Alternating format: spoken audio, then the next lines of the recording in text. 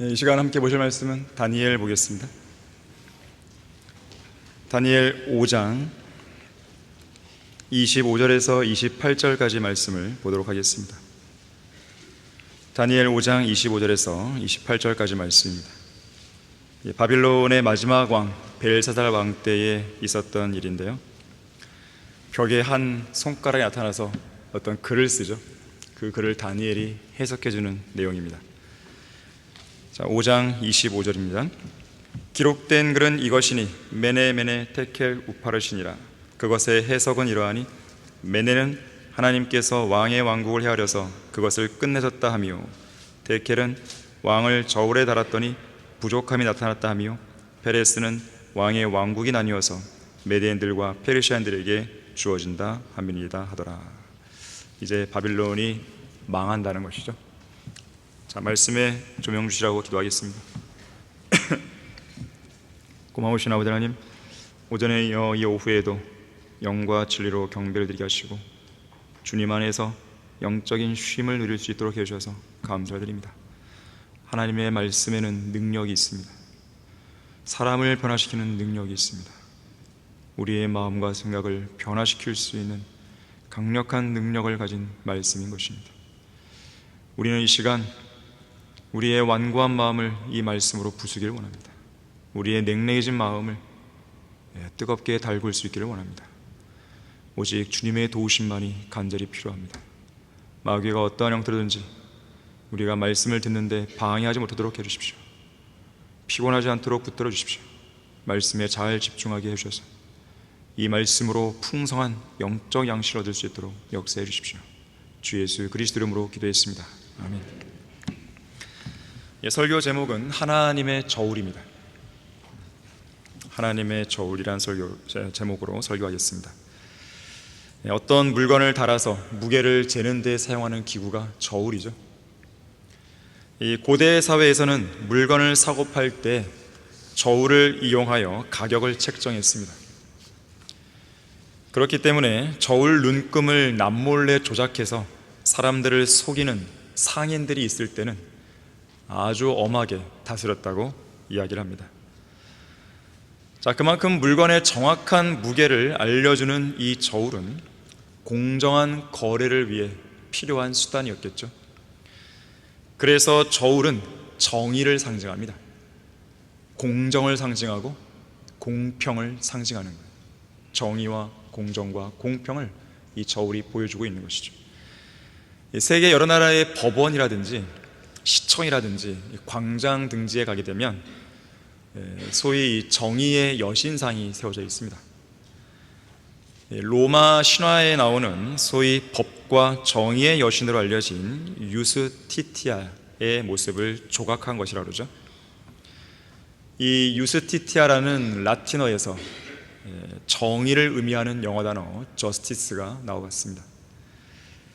그런데 이 정의의 여신상의 모습을 보게 되면 두 눈을 안대로 가리고 있습니다.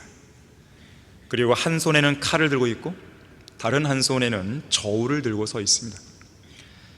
안대를 가렸다는 것은 뭐냐면 사람의 겉모습만 보고 판단하거나 재판하지 않겠다는 것을 의미하는 것이고요, 칼은 법과 질서를 파괴하는 사람에 대해서 강력한 제재를 가하겠다는 뜻입니다. 그리고 저울은 어느 한쪽으로 기울거나 치우치지 않는 판단을 내리겠다는 의미의 공평과 공정을 의미하고 있습니다. 인류 역사상 최초의 저울은 기원전 1878년경 이집트에서 처음 등장한 것으로 추정됩니다. 이집트의 이 삽화, 이집트의 벽화에 보게 되면 그런 그림을 좀 종종 보게 되는데, 이집트의 여러 신들 중에 아누비스라는 신이 있습니다. 이 아누비스가 사람의 심장의 무게, 이 심장의 무게를 저울로 재는 모습이 나와요. 고대 이집트인들은 뭘 어떻게 생각했냐면 인간의 혼은 심장에 있을 거라 생각한 거예요. 오해한 것이죠. 그래서 심장의 무게를 기준으로 죽은 사람의 혼이 깨끗한지 더러운지를 판가름했다고 그러죠. 자, 그러니까 그들의 신화에 따르면 죽은 자들을 사후 세계로 인도한다고 알려진 아누비스 신이 양팔 저울을 이용해서 죽은 사람의 심장 무게를 재는데 어떻게 재냐면 보통 옛날에는 양팔 저울 있죠, 양팔 저울. 그래서 양쪽에 접시를 올려놓고 잰단 말이에요, 무게를. 그래서 한쪽에는 죽은 사람의 심장을 올려놓고 다른 한쪽에는 깃털을 올려요, 깃털. 그 이유가 뭔지 봤더니 죄를 짓지 않은 사람의 심장은 깃털보다 가볍다는 거예요. 그래서 깃털보다 심장이 무겁다, 다 무거운 거 아니겠어요? 무거울 경우에 저울 옆에 서 있는 아무트라는 괴물이 그 심장을 집어삼키게 되고, 그렇게 심장을 잃어버린 죄인은 영생의 세계에서 추방되고 지옥으로 떨어진다고 이집트인들은 생각했던 것이에요. 자, 그러나 인간들의 추측과는 달리, 인간들의 추정과 달리 저울의 기원은 이집트에 있지 않고 저울의 기원은 주 하나님께 있습니다. 왜냐하면 하나님은 지식의 하나님으로서 모든 것을 아시는 분이죠. 온 땅의 심판자이시자 산자와 죽은 자의 심판자시오, 그리고 모든 것의 심판자이자 재판관으로서 모든 사람들의 행동들을 그분의 공정한 저울과 공정한 추로 판단하시기 때문에 그렇습니다. 보통 양팔 저울에 어떤 물건을 잴 때 한쪽에는 추가 올라가요. 추로 이제 무게를 재는 것인데, 공정한 저울과 공정한 추로 하나님은 판단하시는 거예요.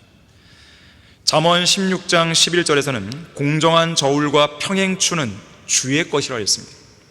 주머니 속의 모든 추들도, 이 저울추를 말합니다. 추들도 그의 작품이라고 말씀합니다. 다시 말해서 하나님께서는 무게를 재시고 측량하는 기준을 만드신 분이세요. 그래서 이사야 40장 12절에 보니까 누가 손바닥으로 물들을 헤아렸으며 뼘으로 하늘을 재었으며 땅의 티끌을 되에 담아보았으며 큰 저울로 산들을 달아보았으며, 산들을 다는 저울 여러분 보셨습니까? 작은 저울로 작은 산들을 달아보았겠느냐 묻고 계세요.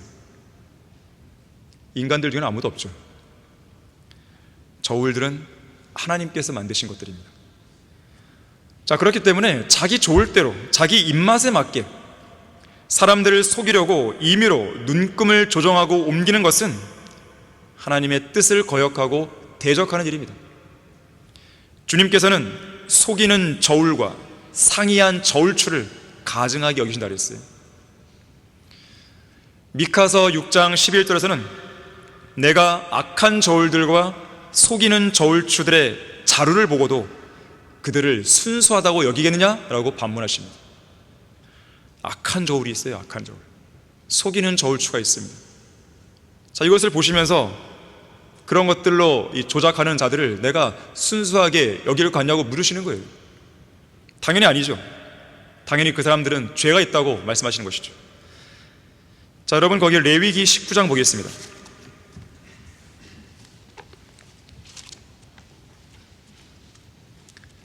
레위기 19장 35절을 보시면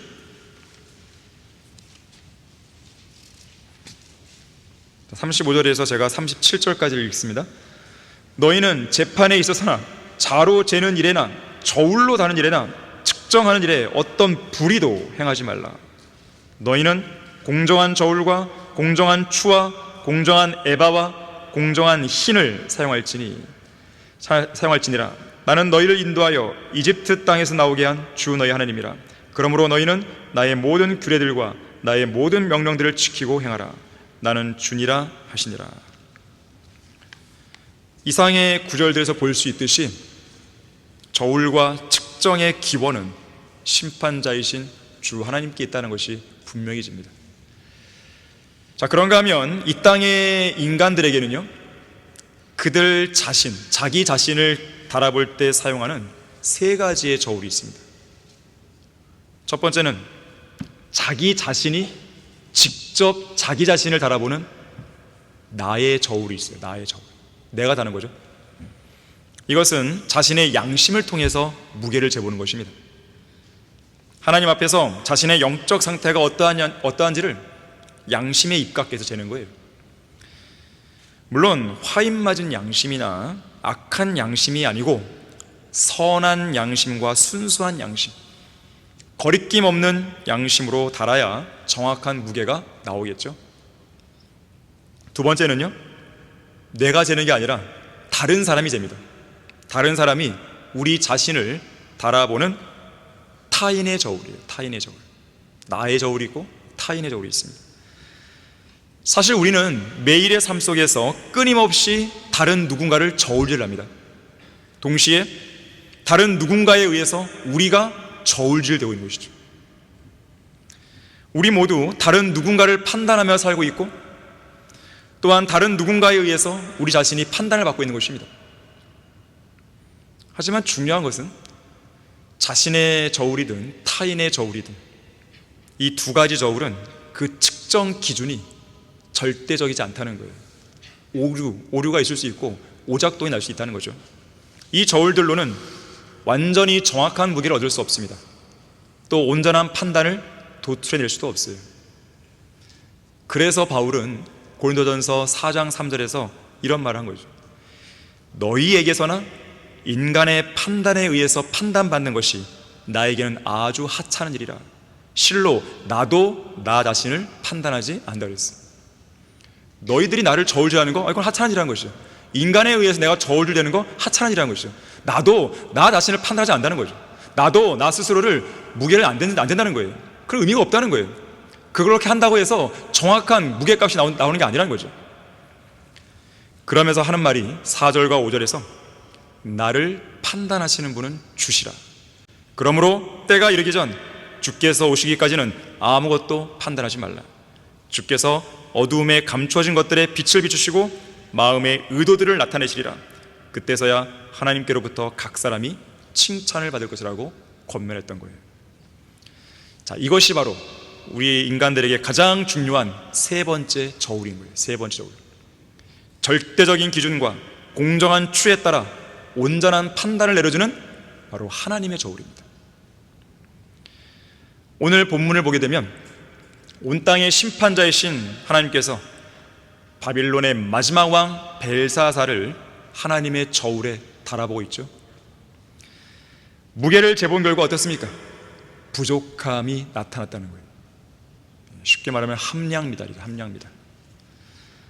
자, 이렇듯 하나님께서는 이 땅에 살고 있는 사람들이 과연 어떤 사람들인가, 그들의 영적 상태를 확인하시기 위해 하나님의 저울로 사람들을 달아보고 계십니다.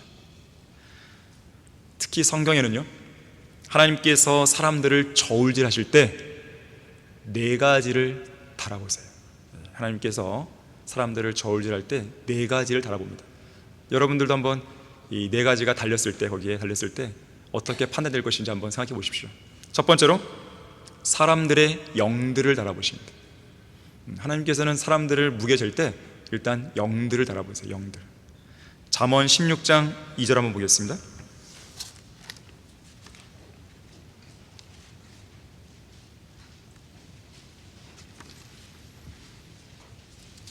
잠언 16장 2절 보시게 되면 사람의 모든 행위가 자신의 눈에는 깨끗하나, 이 땅에 사는 사람들 대부분이 다 이런 생각을 갖고 있어요.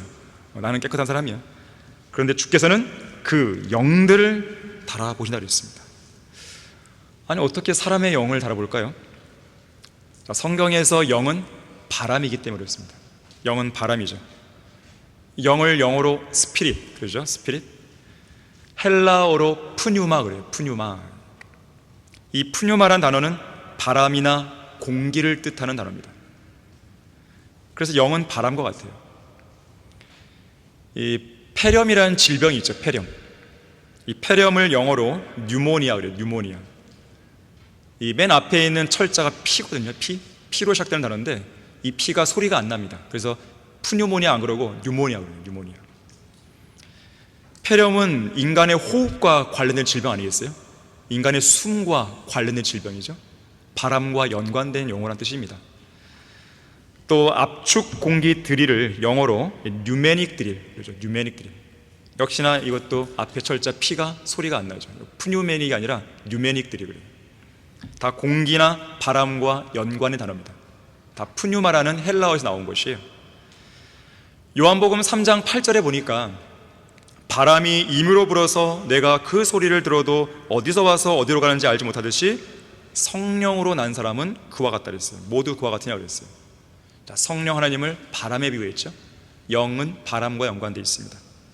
영을 잰다는 것은 바람의 무게를 잰다는 걸로 여러분들이 연상해 보시면 쉽게 이해할 수 있어요. 에스겔 37장 9절에서도 하나님의 영에 관해 언급할 때 바람에게 예언하라, 인자야 예언하여 바람에게 말하라, 주 하나님이 이같이 말하노라, 오 수마 내 바람으로부터 와서 이 살해된 자들 위에 숨을 넣어주어 그들로 살아나게 하라 그랬어요. 그랬더니 정말로 하나님의 영이 그들을 일으키는 거죠. 자, 하나님께서는 선지자 에스겔에게 예언해서 바람에게 말하라고 명령하셨고, 그렇게 에스겔이 순종하자 하나님의 영이 그들 안으로 들어갑니다. 자, 그래서 영은 바람 또는 공기와 같습니다. 자, 그래서 인간의 영을 달아본다는 것은 과학적으로 설명해 보자면 바람 또는 공기의 무게를 재는 것과 같아요. 실제로 욥기 28장 25절에 보게 되면 창조주 하나님께서 바람의 무게를 다시며 물을 달아 무게를 재신다고 말씀합니다. 바람의 무게를 다는 거예요. 여러분은 바람의 무게가 얼마인지 아십니까? 공기의 무게가 얼마인지 아십니까? 어리석은 과학자들이 공기에 무게가 있을까? 공기에 정말로 무게가 있구나, 이것을 발견한 것이요 17세기에 들어와서입니다. 17세기에 들어와서 1640년경이죠. 이탈리아의 물리학자 토리첼리가 이 수은을 이용해서, 수은, H로 표기되는 수은을 이용해서 공기의 무게 또는 압력을 잴 수 있는 압력계를 최초로 개발합니다. 이 기계를 이용해서 바람 1기압, 공기 1기압을 측정했더니 이 수은주 760mm 압력, 밀리미터 HG 이렇게 표현되죠. 그렇게 밝혀낸 거예요. 중요한 것은요, 진리의 성경은 토리첼리가 발견한 것보다 무려 3400년이나 앞서서 기원전 1780년에 기록된 욥기 28장 25절에서 바람의 무게에 대해 증거하고 있는 거예요. 17세기 이전에는 사람들이 바람의 무게에 대해서 생각을 못한 거예요. 하지만 성경은 바람의 무게가 있다고 말씀하는 거죠.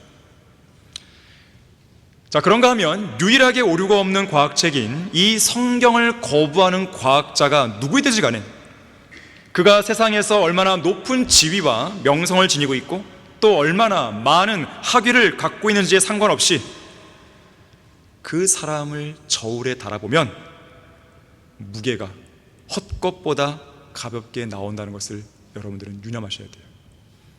그들이 얼마나 지식이 있고 얼마나 많은 학위가 있고 얼마나 똑똑한지 관계없이 성경을 거부하는 사람들, 자, 그들을 무게를 달아보면 헛것보다 가볍다. 이건 저의 이야기가 아닙니다. 하나님의 저울로 직접 달아서 재본 실제 측정값이에요. 의심이 가십니까? 우리 시편 62편 9절 보겠습니다.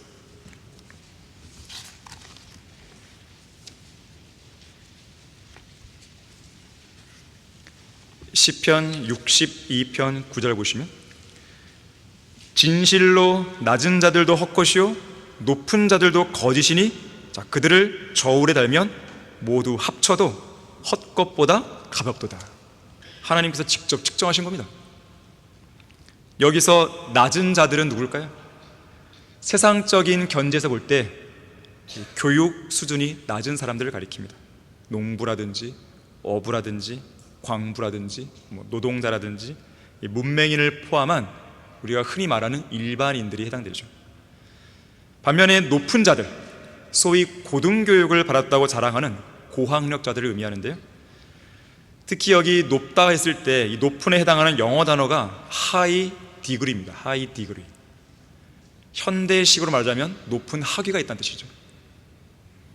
석사학위 소지자, 박사학위 소지자, 왕들, 통치자들, 교황, 주교, 추기경, 대사, 고위급 간부들, 국회의원, 과학자, 철학자, 노벨상 수상자들 다 포함되죠.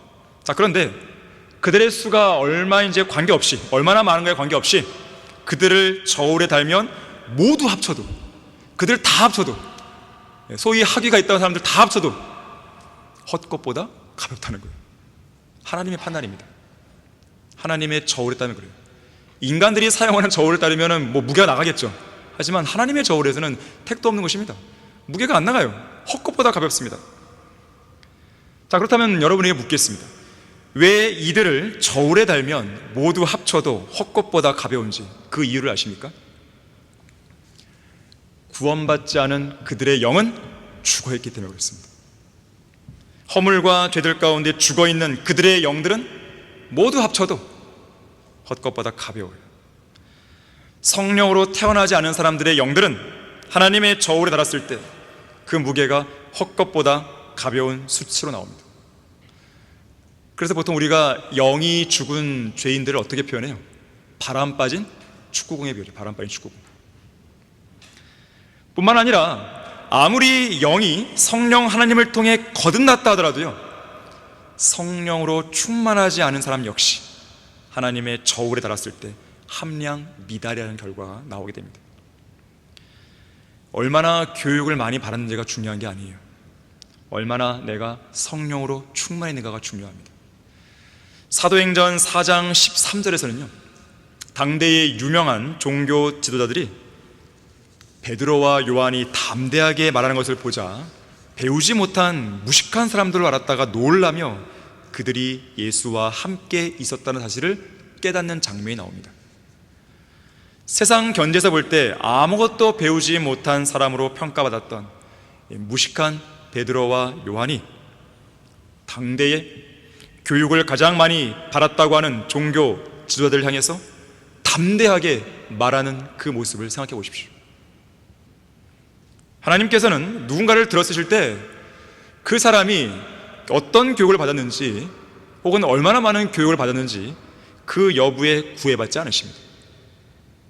하나님께서는 어떤 일을 시키기를 원하실 때 교육받은 사람을 그다지 높게 평가하시지 않아요. 거리에서 설교하는 사람들을 보십시오. 구려하는 사람들을 보십시오.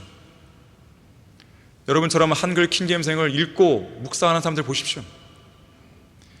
우리 가운데는 그렇게 이 학력이 높은 사람들이 많이 있는 것이 아닙니다.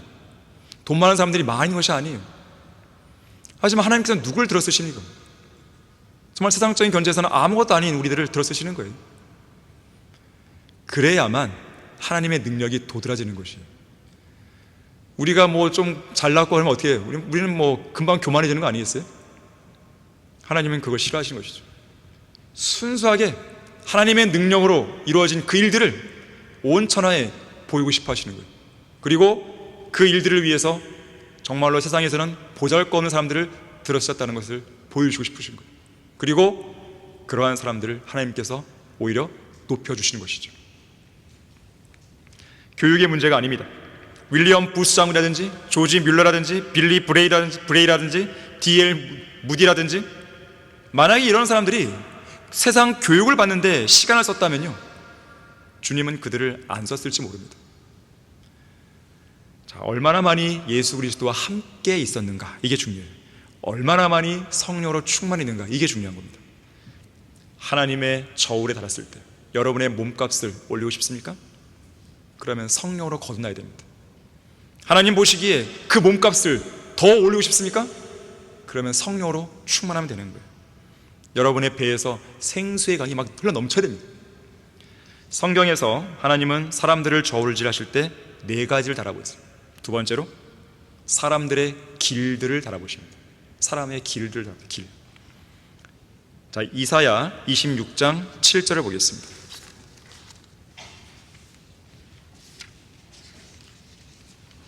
이사야 26장 7절을 보시면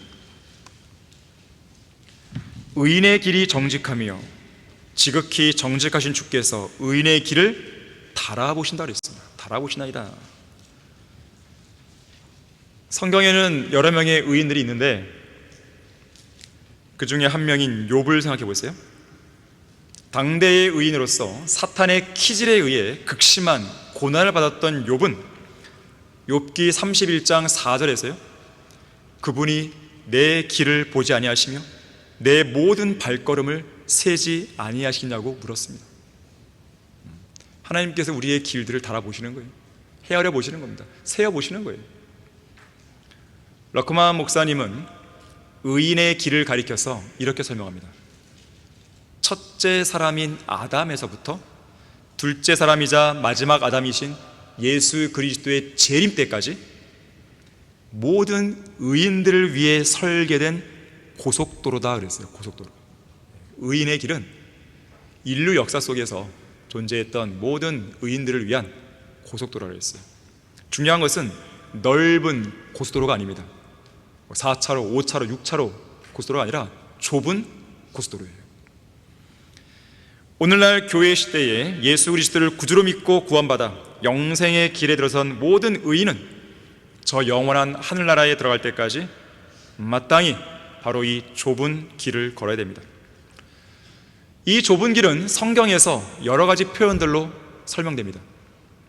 이 좁은 길은 생명의 길이에요. 살아있는 길이죠.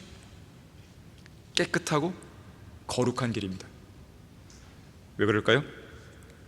길이신 예수 그리스도께서는 거룩하신 하나님이시고 그분의 거룩한 피를 인류의 죄를 대신해서 흘리셨기 때문에 그렇습니다. 그래서 이 길은 우리의 구주께서 이미 지나가셨던 길입니다. 그리고 이 길 위에는 진리와 생명이 놓여 있어요. 그래서 이 길을 걷는 사람은 진리의 길을 걷는 것이고 생명의 길을 걷는 것이죠. 예수님이 말씀하셨죠. 나는 길이요 진리요 생명이라 나로 말미암지 않고는 아버지께 올 사람이 아무도 없다고 그랬습니다. 이 길은 옳은 길이에요. 우리 찬송가도 있죠. 옳은 길 따르라. 의의 길이에요. 진리의 길입니다. 의롭고 정직한 길이에요. 아까 이사야 20장 7절에서 의인의 길이 정직하며 그랬어요. 은혜와 사랑과 자비가 풍성한 길입니다. 성경대로 믿고 살아가는 길이죠. 죄와 거짓교리로부터 분리된 성별의 길이죠. 성별의 길. 어떠한 불의와도 절대로 타협하지 않는 길이죠. 잠언 2장 7절과 8절에 의하면 하나님께서는 의로운 자들을 위해서 공의의 길들을 지키시고 그분의 의로운 성도들이 걸어가는 이 길을 보존하신다고 그랬습니다. 구원받고 진리를 깨달은 우리 모두는 어떤 상황에서도 이 길에서 벗어나면 안 돼요. 오른편이나 왼편으로 치우치면 안 됩니다. 한시도 이탈해서는 안 됩니다. 믿음의 길을 지속해 나가야 돼요. 특히 중요한 것이 있는데 이 길은 순례자의 길이고 십자가의 길이고 고난의 길입니다. 그래서 사람들이 싫어하는 거예요. 하지만 고난의 길임과 동시에 이 길은 영광스러운 길이에요. 왜 그런지 아십니까? 지극히 정직하신 주 하나님께서 하나님의 저울로 의인의 길을 달아보실 때 그 길을 걸어가면서 받았던 그 고난을 영원한 영광의 비중으로 갚아 주실 것이기 때문에 그렇습니다. 고린도후서 4장 17절이죠. 이는 우리가 잠시 받는 가벼운 환난이 우리를 위하여 훨씬 뛰어난 영원한 영광의 비중을 이루어가기 때문에 그랬어요. 영원한 영광의 비중이, 의인의 길을 무게로 달았을 때 거기에는 고난이 섞여 있기 때문에 영원한 영광의 비중으로 장차 갚아지는 것이에요. 우리가 걸어가는 이 고난의 길은 편안한 잠자리와 안락한 침대가 제공되는 길이 아닙니다. 안정적인 수입이 보장되는 것이 아닙니다. 세상의 명예가 보장되는 길이 아닙니다. 여러분이 이 길에서 그러한 길을 찾으랬다면 잘못 찾은 것이에요. 번지수를 잘못 짚은 것입니다. 이 길은 그런 길이 아니에요. 영적 전쟁이 너무나 빈번하게 일어나고 고독과 외로움이 자주 몰려오고 그래서 우리가 떠나왔던 집과 고향과 옛날이 계속 떠오르는 거예요. 옛날로 돌아갈까? 돌아갈까? 이집트로 돌아갈까? 막 그런단 말이에요. 그래서 불평불만이나 변명만 늘어놓는 겁쟁이들에게는 전혀 어울리지 않는 길입니다. 때때로 시시각각 몰려오는 고난이 너무나 고통스러워서 우리로 하여금 잠시 슬퍼하게 할 수도 있습니다. 하지만 말 그대로 잠깐만 슬퍼하면 됩니다. 결코 감정을 통제할 수 없을 만큼 그런 슬픔에 얽매여 있으면 안 됩니다. 아까 욥 이야기를 했는데요, 욥은 자신이 겪은 고난과 극심한 압박이 너무 커서요, 이렇게 탄식했습니다. 오, 내 슬픔을 전부 달아보고 내 재앙을 다 저울에 놓아보았으면 지금 그것은 바다의 모래보다도 더 무거움으로 내 말들이 삼켜졌느니라. 욥기 6장 2절과 3절입니다. 하지만 이러한 자세는 의인의 길을 걷는 성도가 갖추어야 할 올바른 태도는 아닙니다. 베드로전서 1장 6절과 7절은 말씀합니다. 그러므로 필요하다면 너희가 여러 가지 시험으로 잠시 슬퍼할 수밖에 없지만 그것을 크게 기뻐하는 것은 너희 믿음의 시련이 불로써 단련될지라도 없어져 버리는 금보다 훨씬 더 귀하게 되어 예수 그리스도께서 나타나실 때 칭찬과 존귀와 영광을 받게 하려 함이니라 그랬습니다. 우리가 받는 시험이나 고통, 고난으로 인해 주어지는 눈물과 슬픔은 영혼의 관점에서 본다면 잠깐뿐입니다. 특히 그것은 영혼에서 받을 칭찬과 존귀 그리고 영광의 비중을 결정짓는 것이죠. 여러분이 이 땅에서 주님을 위해 받는 고난으로 눈물을 흘린다고 해서 여러분 자신을 한탄할 필요 없습니다. 그 눈물은 결과적으로는 영원한 영광의 비중을 쌓고 있는 거예요. 묵직하게 하나님께서 준비해 주시고 있는 겁니다. 로마서 8장 17절 18절도 그렇게 말씀하죠. 자녀이면 또한 상속자들이니 하나님의 상속자들이요 그리스도와 함께한 공동 상속자들이니 우리가 그와 함께 고난을 받은 것은 함께 영광도 받게 하려 함이니라. 이는 현재의 고난들이 우리에게 나타나게 될 영광에 감히 비교되지 못한다고 내가 여기기 때문이라. 여러분이 이 말씀을 믿어야 됩니다. 믿으셔야 돼요. 안 믿으면, 믿지 못하면 여러분의 생활은 더 불행해지는 것입니다. 하지만 믿지 못할 이유가 없습니다. 이것은 진리이기 때문에 그렇습니다. 장차 우리가 휴거되어 그리스도의 심판석에 서게 되는 날, 우리는 그 자리에 반드시 설 것인데 우리가 받게 될 그 영광의 무게가 하나님의 저울로 재어지게 되는 것이죠.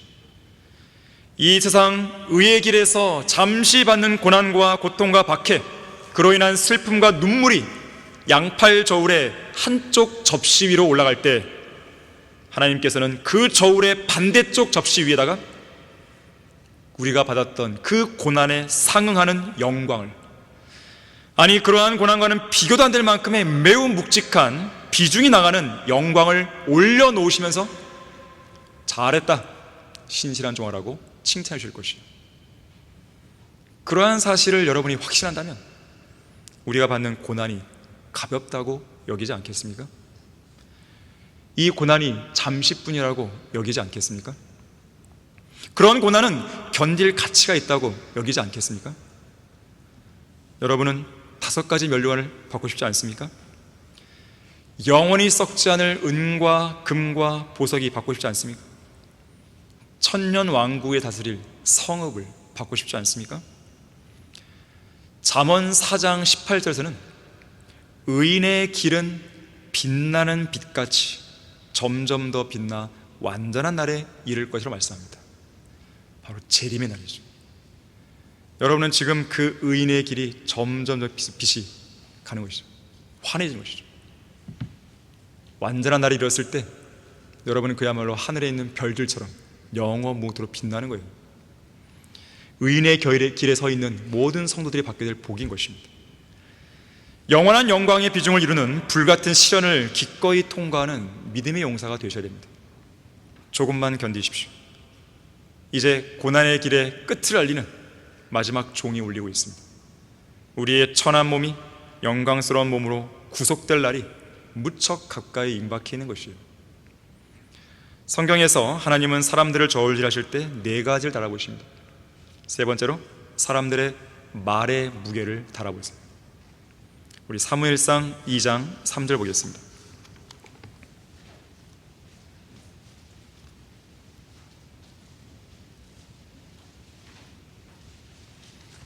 사무엘상 2장 3절을 보시면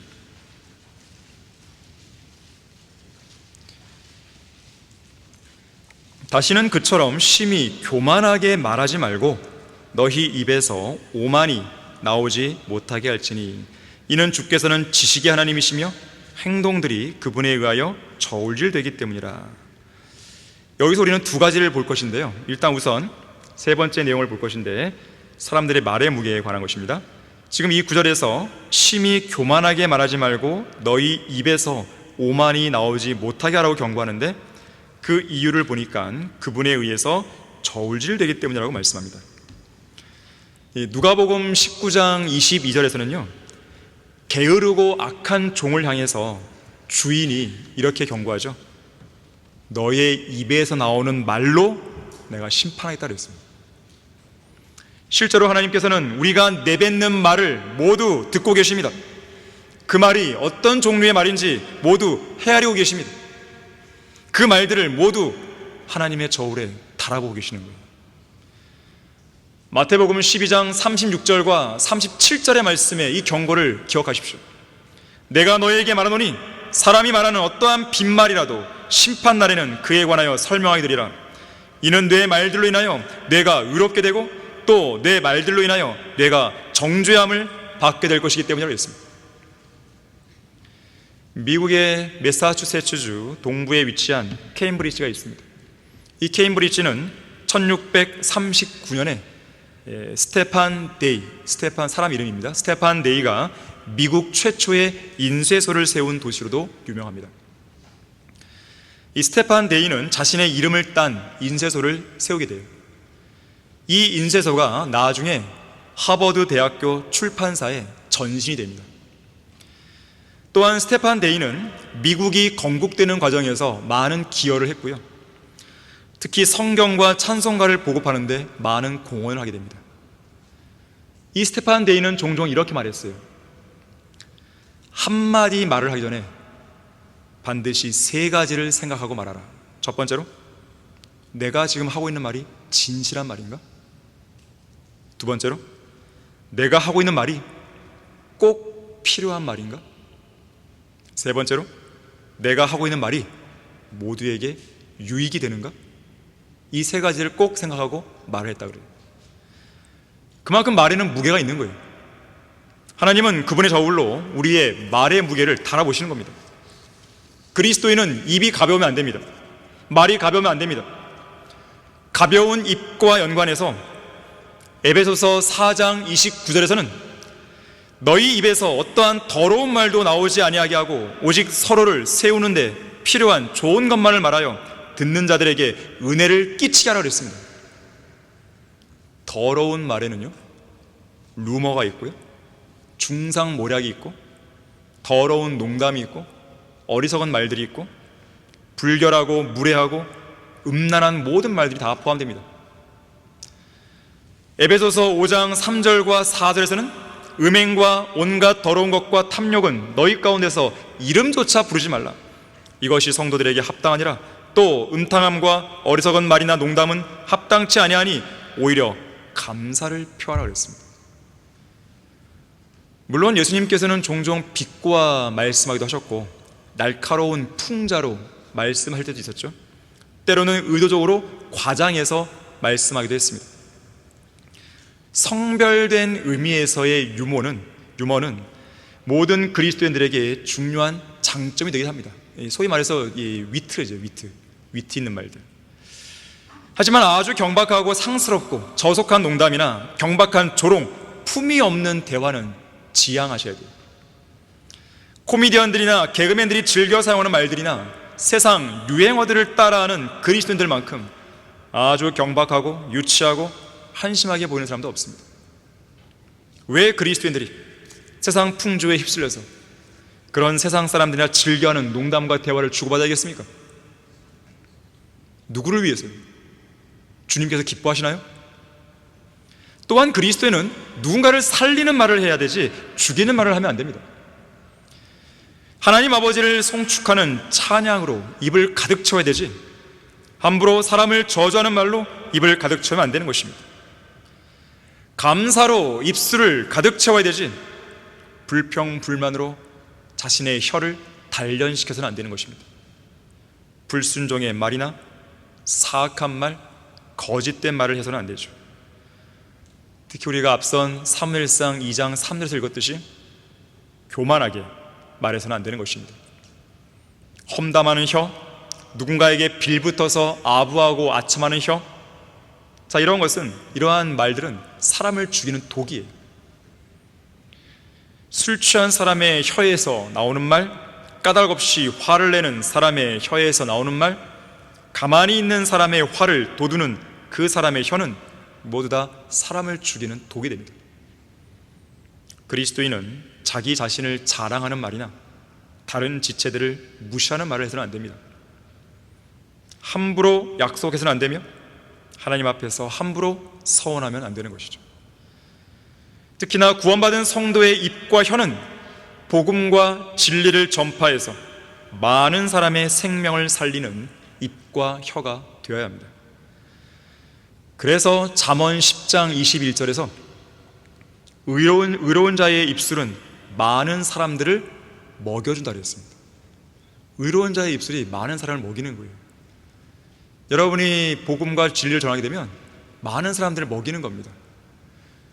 이 독거노인이나 불쌍한 사람들에게 무슨 이렇게 팥죽이나 퍼주고 밥을 퍼주고 그것으로 먹일 것이 아니라 복음과 진리의 말씀으로 먹이도록 노력을 해야 되는 거예요. 그렇게 하면 밥을 먹이면 육신의 생명을 잠시 잠깐 연장시킬지 모르겠지만 말씀을 먹이게 되면 그 사람의 영생을 주는 거예요. 베드로, 야고보, 요한, 바울과 같은 의로운 자들의 입술은 수천 명의 사람들을 생명의 빵으로 먹였죠. 황금의 혀라는 별명을 가진 크리소스톰은 그의 양무리를 진리의 말씀을 먹였죠. 사보나롤라 마찬가지죠.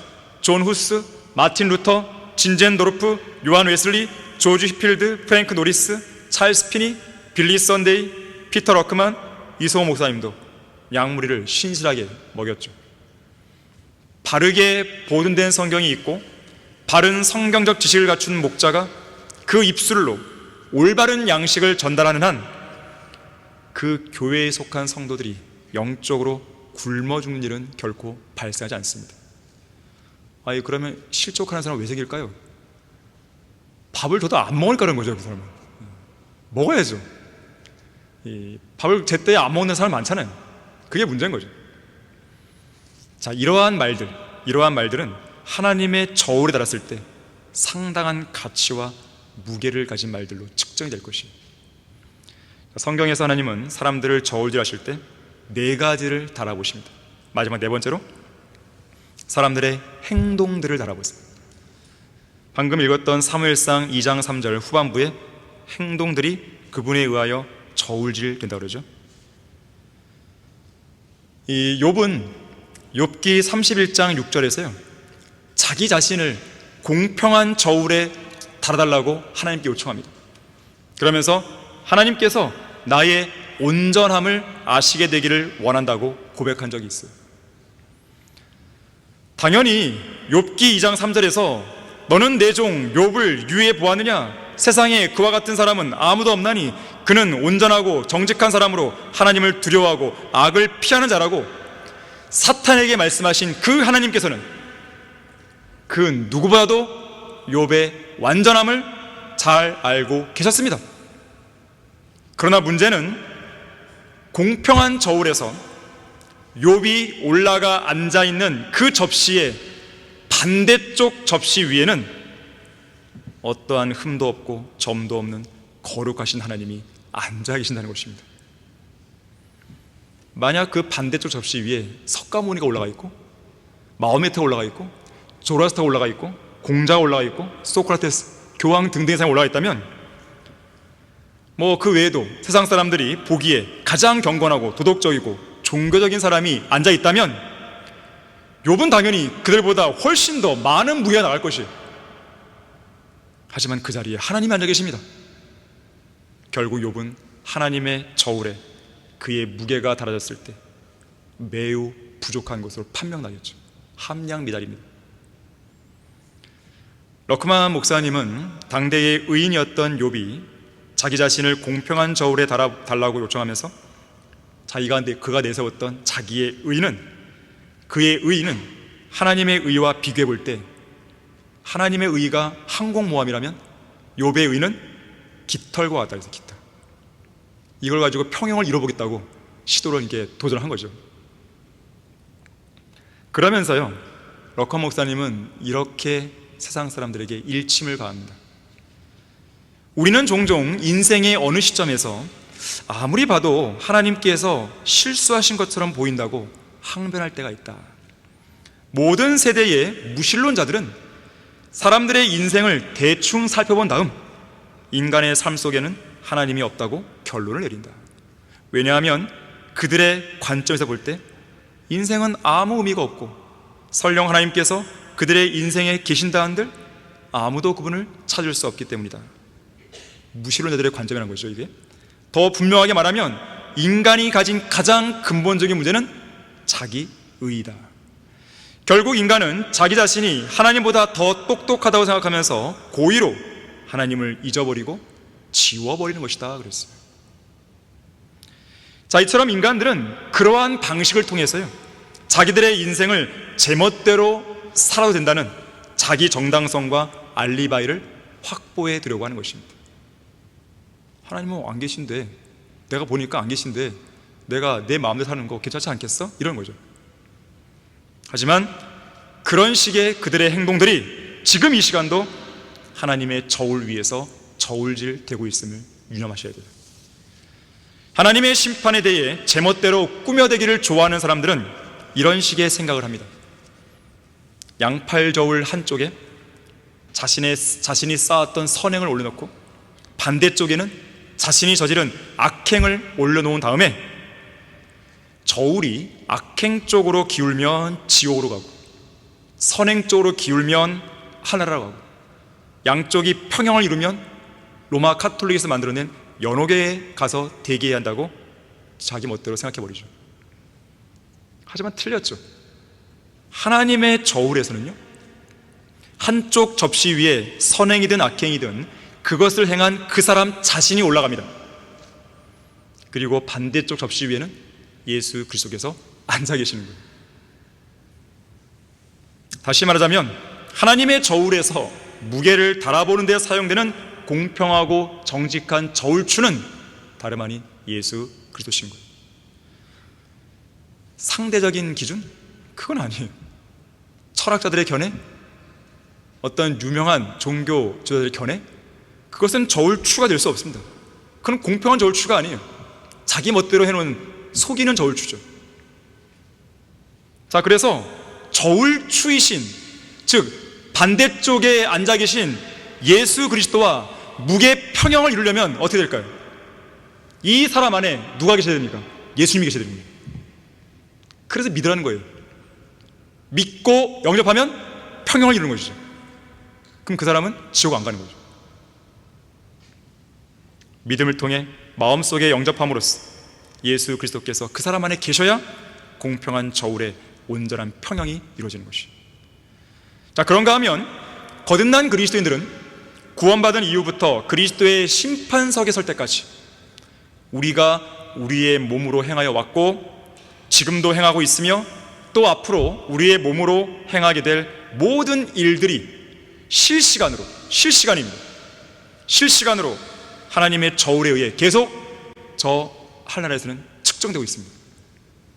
지금 이 시간 영과 진리로 드리는 우리의 경배의 행위 역시 그분에 의하여 저울되는 거예요. 조는 사람들은 이제 무게가 상감되는 거죠. 한 번은 이 찬송가 작사자로 유명한 이 보너라는 사람이 있어요. 보너. 이 보너가 꿈을 꿨습니다. 꿈속에서 한 천사가 나타나서 이 보너에게 저울 위로 한번 올라가 봐라 명령했어요. 보너가 이 저울을 가만히 딱 보니까요, 이 저울은 사람들의 열심을 측정하는 저울입니다. 얼마나 열심히 했는지 측정하는 저울이에요. 보너가 떨리는 마음으로 저울에 올라갑니다. 음성이 들립니다. 100kg. 보너가 속으로 말합니다. 아, 다행이다. 100kg에 나오다. 그때 이 100kg에 대한 구체적인 성분 분석이 나옵니다. 쭉 나옵니다.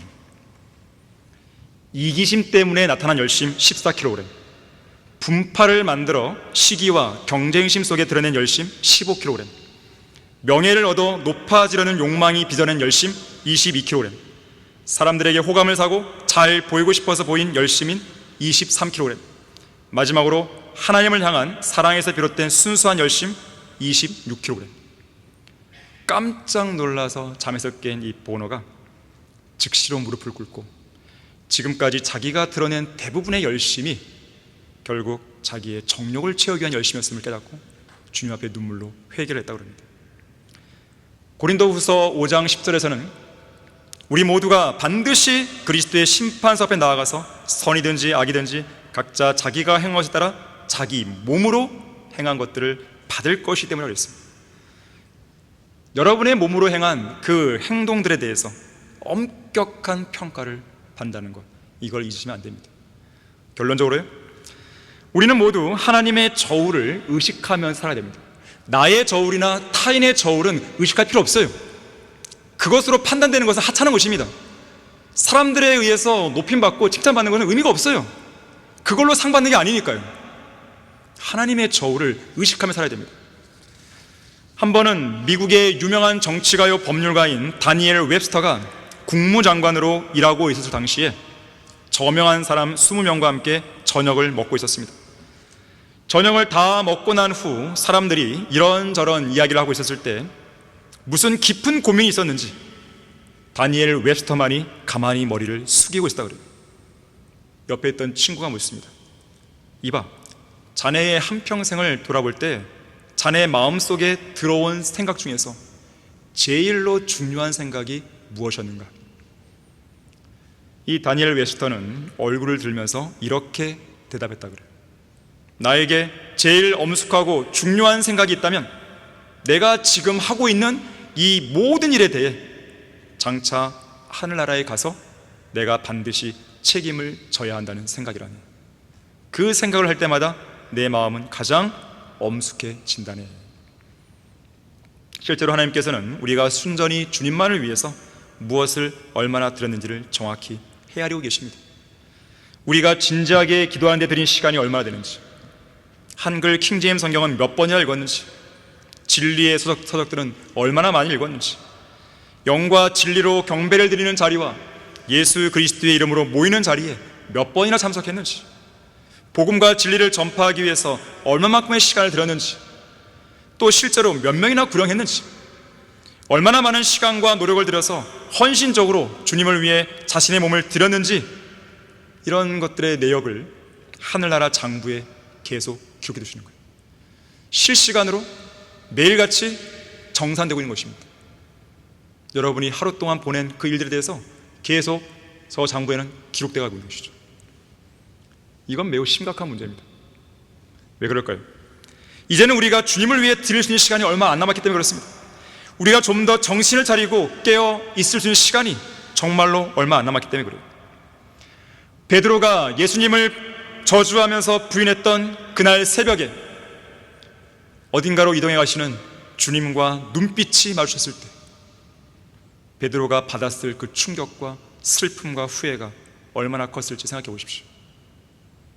우리도 그리스도의 심판석에서 아무것도 남기지 못한 나 자신이 하염없이 눈물만 흐르고 그리고 내가 쌓아놓은 모든 것들이 다 불타서 연기 속에 엎드릴 때 그 연기 뒤편에 보고 계시는, 나를 보고 계시는 주님과 눈빛이 탁 맞췄을 때 얼마나 많은 후회와 얼마나 많은 두려움과 얼마나 많은 그런 슬픔이, 충격이 크겠어요. 찰스 스펄전은 말합니다. 우리는 그리스도의 심판석에서 자신의 위선, 바로 그 자신의 위선에 대해 대답해야 한다 그랬어요. 분명 그 자리는 우리의 전생에서 가장 두렵고 떨리는 자리 될 것입니다. 그래서 우리는 우리의 남은 생애 동안 그리스도의 심판석과 그 심판석에서 주님의 얼굴을 대면하게 될 그 순간을 위해서 인생의 모든 초점을 맞추며 살아야 됩니다. 아모스 4장 12절은 내 하나님을 만날 준비를 하라고 명령하십니다.